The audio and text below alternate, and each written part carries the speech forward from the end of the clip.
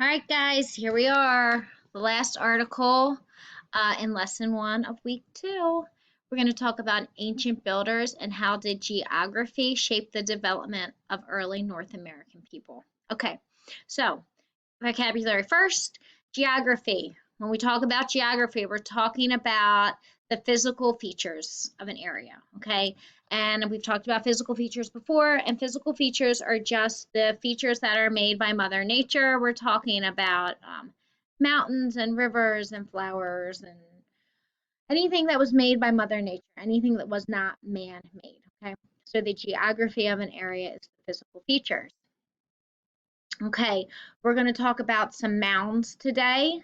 We're going to talk about round, which obviously is a circle, a conical, which is kind of like a sphere-like if you look at the tip of a ballpoint pen, like a sphere. Okay, so that's what a conical is. A midden mound.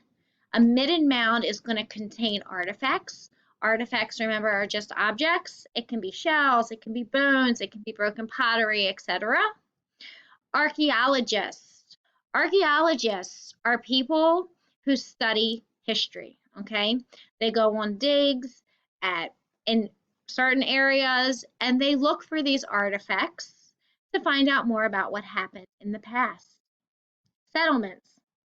A settlement is just a place where people live. An irrigation system we talked about briefly last time. It's just a method of delivering water. Adobe mortar.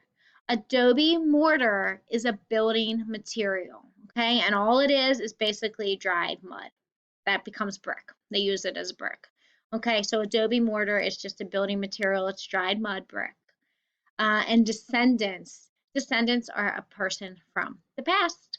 All right, you guys, let's do this. Here we go. Ancient builders. How did geography shape the development of early North American people? Here we go. Mound builders. The early people who lived in North America constructed mounds out of the earth. Some mounds date to before 5000 BCE. Some of the best known earthen mounds in the United States were constructed from about 700 to 1000 by people living in the areas that today make up the Midwest and Southeast United States. These mound builders are known as Mississippians. Many of these mounds can be found today in the Ohio and Mississippi River valleys. Floodplains and river valleys were good for farming, so villages and towns developed in these areas.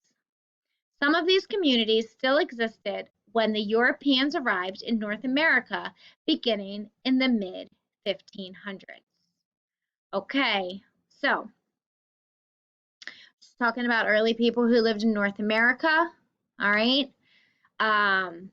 They lived what today is the Midwest and the Southwest United States, okay? These people were known as the Mississippians.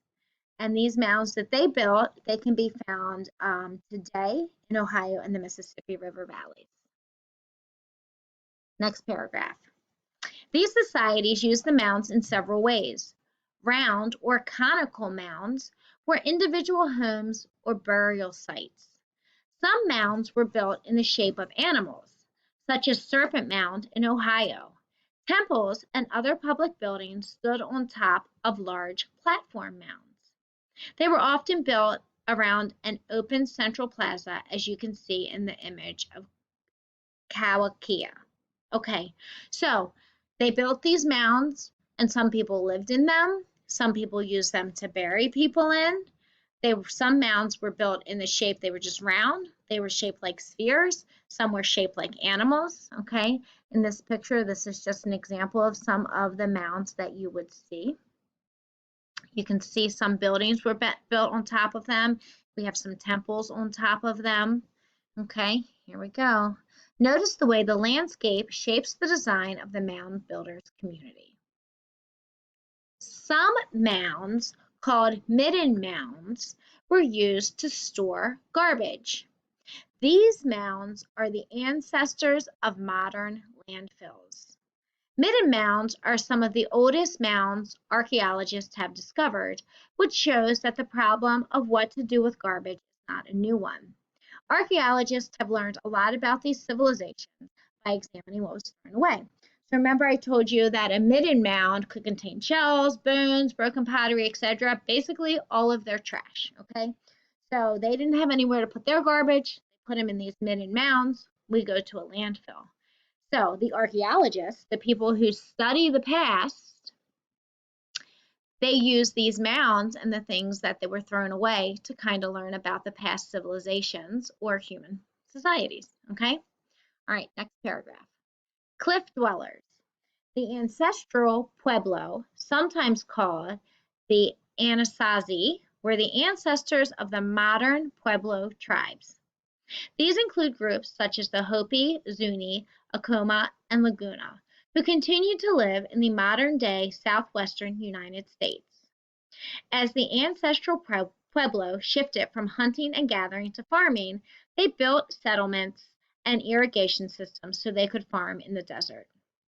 At first, the ancestral Pueblo lived in houses built partially underground or on top of rocky plateaus known as mesas. Around 1150, they began building cliff dwellings out of sandstone, wooden beams, and adobe mortar made from mud. All right, so the cliff dwellers.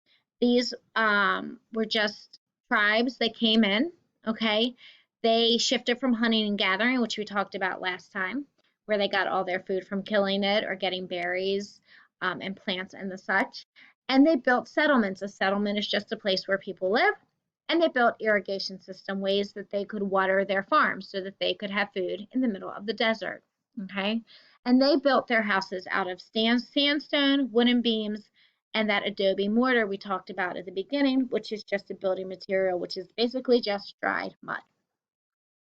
Some of these cliff dwellings were essentially villages, having anywhere from 20 to 1,000 rooms. To get from one floor to the next, people climbed up ladders. The ancestral Pueblo may have built these villages in the cliffs for protection against invaders. They abandoned the cliff dwellings by the 1300s, perhaps because of a severe drought. The influence of the ancestral Pueblo and their descendants can still be seen in modern architecture styles in the American Southwest. Okay, so the cliff dwellings were just basically houses in the sides of cliffs, okay? They were little villages.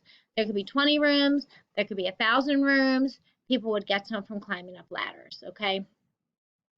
They could have built them there for protection. So they ended up leaving because of drought, they think. Do you remember what drought means? We talked about it at the beginning of the year. Drought just means that there's no rain. Remember, dry. Can't have rain, you can't have your crops. Even if you're creating irrigation systems, if you don't have any water to use in them at all from the year, then you can't keep crops going, okay? You need water, you need food to survive.